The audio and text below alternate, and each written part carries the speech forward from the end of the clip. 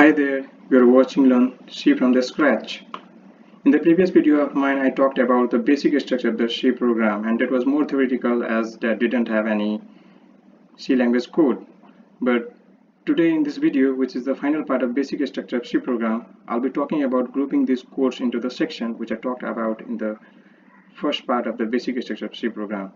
But before I directly dive into grouping these codes into the section, let me tell you, if programming is a new concept to you, you shouldn't be trying to get your mind around the syntactical part of this code, like what rules there are to read and print the values, how this code works, etc.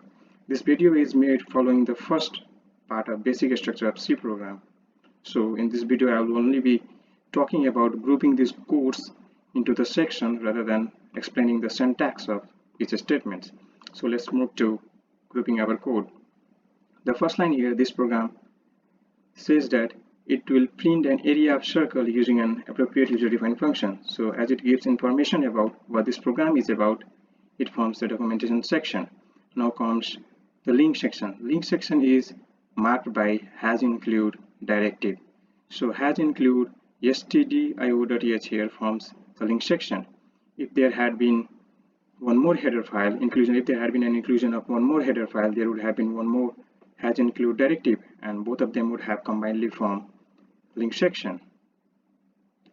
And now comes the definition section. Unlike link section, it is marked by has defined directive, and pi here is symbolic constant, which I talked about in the first part of the basic structure of C program.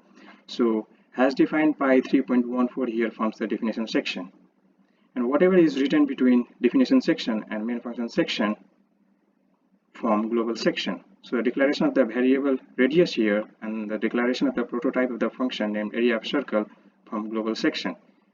If there would have been no declaration of the variable radius and the prototype of the function named area of circle, there would have been no global section. Global section would have been missing in this code.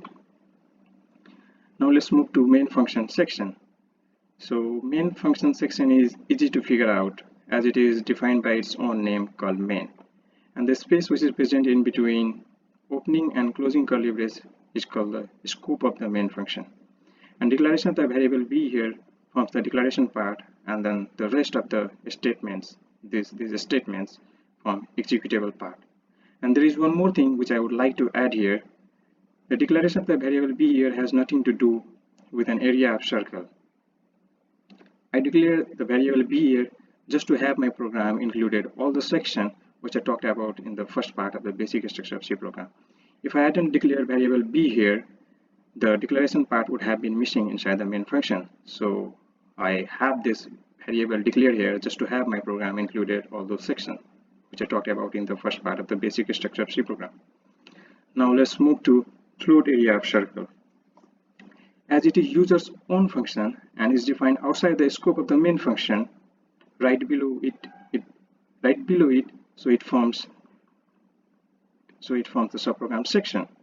If there had been the definition of two or more functions, all of them would have combinedly formed subprogram section. So this was all about the basic structure of C program. Now it brings me to an end of this video. In the next video, I'll be talking about commenting in C language. I hope this video has made you capable of figuring out the section in the snippet of codes written in C language. If you like this video, keep your thumb up, subscribe my channel, share it as much as possible, and yeah, don't forget to hit the bell icon to stay updated. Thank you for watching. See you in the next video.